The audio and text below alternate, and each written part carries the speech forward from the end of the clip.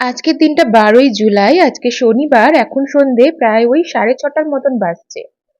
সকালবেলায় তো মানে দুপুরবেলা এত খাওয়া দাওয়া হয়েছে, বিকেলবেলায় আর কারো খিদেই পাচ্ছিল না, কিন্তু তবুও মেজদি দেখো অনেক রকমের বিস্কুট, কেক এই সমস্ত কিছু নিয়ে এসেছিল চায়ের সাথে খাওয়ার জন্য।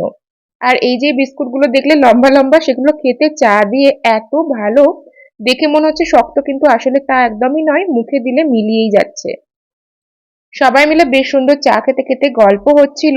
আর তার সাথে তোজো আবার টিভি চালিয়েছে। তোজোকে দুধ আর মুসালি তো অলরেডি খাইয়ে দিয়েছি। তারপরে সে টিভি চালিয়ে এখন নাচ করছে, আর আমরা সবাই সেটাই দেখছি।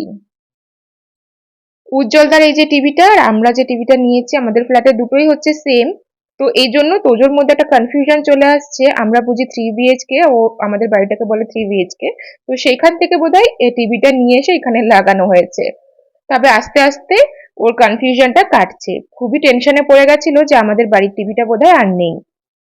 তারপরে হচ্ছে আমরা বেরোলাম আর ভাবলাম যে একটুখানি ছাদ থেকে ঘুরে আসি। ছাদটা ভীষণই সুন্দর, আর বাইরের ওয়েদারটা এত ভালো, ঠান্ডা ঠান্ডা হয়ে আছে ব্যাঙ্গালোরে, যেটা প্রচুর সুবিধা। সেই জন্য মন চাইলেই এদিক ওদিক যাওয়াই যায়। আর উজ্জ্বল দাদের এই ফ্ল্যাটটা হচ্ছে 4 তলা, আর প্রত্যেকটা ফ্লোরে 6টা করে হচ্ছে ফ্ল্যাট আছে, তো টোটাল 24টা ফ্ল্যাট আছে। আর এই হচ্ছে ছাদটা। ছাদটা ভীষণ পরিষ্কার পরিচ্ছন্ন করেই রাখা আছে। এটা হচ্ছে একটা কমিউনিটি হল, যেখানে হয়তো বা কোনো সোসাইটির মিটিং হোক বা ছোট্টখাট্টো গেট টুগেদার, যার জন্য এটা ইউজ করা যায়। এই যে বাড়িটা তো একদমই ইয়াশমন্তপুর রেল স্টেশনের কাছেই।